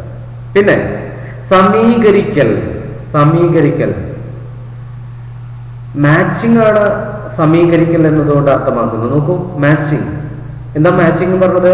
ഒരു ബിസിനസ്സിന് നിശ്ചിത കാലയളവിൽ ലഭ്യമാകുന്ന വരുമാനത്തിൽ നിന്ന് അതേ കാലയളവിലെ ചെലവ് കിഴിക്കേണ്ടത് അത്യാവശ്യമാണെന്ന് ഈ ആശയം ഓർമ്മിപ്പിക്കുന്നു. Matching concept. അത് ഒരു വർഷത്തെ റവന്യൂ ആ വർഷത്തെ എക്സ്പെൻഡിച്ചറുമായി മാച്ച് ചെയ്തിരിക്കണം എന്നുള്ളതാണ് ഈ സമീകരിക്കൽ എന്ന സങ്കല്പം കൊണ്ട് അർത്ഥമാക്കുന്നത്. പിന്നെ ഏതാണ് സമ്പൂർണ്ണ വെളിപ്പെടുത്തൽ, ഫുൾ ഡിസ്ക്ലോഷർ എന്നുള്ളതാണ് സമ്പൂർണ്ണ വെളിപ്പെടുത്തൽ എന്ന സങ്കല്പം. നോക്കൂ, ധനകാര്യ സ്റ്റേറ്റ്മെന്റുകൾ പൂർണ്ണമായും നീതിയുക്തമായും തയ്യാറാക്കേണ്ടതാണ്. ഈ വിവരങ്ങൾ വായിക്കുന്ന ആൾക്ക് ശരിയായ തീരുമാനം എടുക്കുന്നതിലേക്ക് മതിയാവണ്ണമുള്ള വിവരങ്ങൾ നൽകിയിരിക്കണം. അതാണ് ഫുൾ ഡിസ്ക്ലോഷർ. നീ നോക്കൂ, സ്ഥിരത നിലനിർത്തുക, കൺസിസ്റ്റൻസി എന്നുള്ള കൺസെപ്റ്റ്. കൺസിസ്റ്റൻസി നോക്കൂ, സ്ഥാപനങ്ങളെല്ലാം തന്നെ അക്കൗണ്ടിംഗ് തത്വങ്ങളും ആശയങ്ങളും ഒന്നുപോലെ പിന്തുടരേണ്ടതാണ്. ഒരു ബിസിനസ് സ്ഥാപനത്തിന്റെ പ്രവർത്തന ഫലങ്ങൾ മറ്റു സ്ഥാപനങ്ങളുടേതുമായും അതേപോലെ ഒരേ ബിസിനസിന്റെ ഒന്നിലധികം കാലയളവുകളിലേതുമായി തട്ടിച്ചു നോക്കാൻ ഇത് സഹായിക്കും. എന്ന് വെച്ചാൽ കമ്പയറബിലിറ്റി. അതിന് വേണ്ടിയിട്ട് നമ്മൾ ഏത് അക്കൗണ്ടിങ് പോളിസിയാണോ ഫോളോ ചെയ്യുന്നത് അത് തുടർച്ചയായി ഫോളോ ചെയ്യണം എന്നുള്ളതാണ് കൺസിസ്റ്റൻസി എന്നുള്ള തത്വം പറയുന്നത്. പിന്നെ നോക്കൂ, കരുതൽ എടുക്കണമെന്ന സങ്കല്പം എന്ന് വെച്ചാൽ കൺസെപ്റ്റ് ഓഫ് കൺസർവേറ്റിസം, അതാണ് അവിടെ കാണിക്കുന്നത്. Concept of conservatism. നോക്കൂ, യഥാർത്ഥത്തിൽ അധിഷ്ഠിതമല്ലാത്ത ലാഭം യാതൊരു കാരണവശാലും വെളിപ്പെടുത്തേണ്ടതില്ല എന്ന് ഉറപ്പുവരുത്തണം. എന്ന് വെച്ചാൽ പ്രോഫിറ്റ്, ആന്റിസിപ്പേറ്റഡ് പ്രോഫിറ്റ് നമ്മൾ പരിഗണിക്കേണ്ട, പക്ഷേ ലാഭം നേടിയതായി ഉറപ്പിച്ച ശേഷമേ രേഖപ്പെടുത്താൻ പാടുള്ളൂ. ലാഭം അത് കിട്ടിയതിനു ശേഷമേ രേഖപ്പെടുത്തുള്ളൂ. എന്നാൽ വിദൂരമായ നഷ്ടസാധ്യത പോലും മുന്നിൽ കണ്ട് പരിഗണിക്കേണ്ടതായുണ്ട്. ആന്റിസിപ്പേറ്റഡ് ലോസ് എന്ത് ചെയ്യാം, നമുക്ക് കണക്കിൽ കാണിക്കാം എന്നുള്ളതാണ് ഈ കൺസെപ്റ്റ് ഓഫ് കൺസർവേറ്റിസം പറയുന്നത്. പിന്നെ പ്രസക്തി സാധൂകരിക്കുക എന്ന സങ്കല്പം എന്ന് വെച്ചാൽ പ്രസക്തി സാധൂകരിക്കുക. അതുകൊണ്ട് നോക്കൂ, പ്രസക്തമായ വസ്തുതകൾക്ക്, പ്രസക്തമായ വസ്തുക്കൾ എന്ന് പറയുമ്പോൾ അവിടെ ഞാൻ പറഞ്ഞു മെറ്റീരിയലിറ്റി എന്നാണ് അവിടെ ഉദ്ദേശിക്കുന്നത്. പ്രസക്തി സാധൂകരിക്കുക, മെറ്റീരിയലിറ്റി. പ്രസക്തമായ വസ്തുതകൾക്കാണ് ഇടപാടുകൾ രേഖപ്പെടുത്തുമ്പോൾ മുൻഗണന നൽകേണ്ടത്. ഒരു വസ്തുത പ്രസക്തമാണെന്ന് കണ്ടെത്താൻ അത് എത്രമാത്രം ശരിയായ തീരുമാനത്തിലെത്താൻ സഹായിക്കുന്നു എന്നതാണ് മാനദണ്ഡം. മെറ്റീരിയലിറ്റി, പ്രസക്തി സാധൂകരിക്കുക. പിന്നെ വസ്തുനിഷ്ഠത തെളിയിക്കുക, അത് ഒബ്ജക്റ്റീവ് എവിഡൻസ് എന്ന് വെച്ചാൽ വ്യക്തിഗത താല്പര്യങ്ങൾക്ക് അതീതമായി ധനകാര്യ ഇടപാടുകൾ വസ്തുനിഷ്ഠതയ്ക്ക് ഊന്നൽ നൽകി രേഖപ്പെടുത്തുന്നതിനും അവതരിപ്പിക്കുന്നതിനും പ്രാധാന്യം നൽകണം എന്നർത്ഥം. എന്ന് വെച്ചാൽ ബില്ല് വൗച്ചറുകളൊക്കെ എല്ലാം അതിന്റെ അടിസ്ഥാനത്തിൽ മാത്രമായിരിക്കണം എന്ത് ചെയ്യേണ്ടത്, ട്രാൻസാക്ഷൻസ് രേഖപ്പെടുത്തേണ്ടത്. പിന്നെ നമ്മൾ സിസ്റ്റം ഓഫ് അക്കൗണ്ടിങ് പറഞ്ഞു. അക്കൗണ്ടിങ്ങിന്റെ സംവിധാനങ്ങൾ പ്രധാനമായും ധനകാര്യ ഇടപാടുകൾ രേഖപ്പെടുത്തുന്നതിന് 2 തരം സംവിധാനങ്ങളാണ് പിന്തുടരുന്നത്. ദ്വിമാന രേഖാ സംവിധാനം എന്ന് വെച്ചാൽ dual aspect double entry system of accounting. ഏകമാന രേഖാ സംവിധാനം, സിംഗിൾ എൻട്രി സിസ്റ്റം. ദ്വിമാന രേഖാ സംവിധാന പ്രകാരം ഒരു ഇടപാടിന്റെ 2 വശങ്ങൾ കണ്ടെത്തി ഒന്നിലധികം അക്കൗണ്ടുകളിലേക്ക് മാറ്റുന്നു. എന്നാൽ ഏകമാന രേഖാ സംവിധാനത്തിൽ അക്കൗണ്ടിങ് അപൂർണമായ വിധത്തിലാണ് സൂക്ഷിക്കുന്നത്. പിന്നെ അതിൽ അടിസ്ഥാനപരമായ അക്കൗണ്ടിങ് ശാഖകള് നമ്മൾ ക്യാഷ് ബേസ് പറഞ്ഞു, പിന്നെ എന്താ പറയുക അക്രൂവൽ ബേസ് പറഞ്ഞു, പിന്നെ അക്കൗണ്ടിങ് സ്റ്റാൻഡേർഡ്.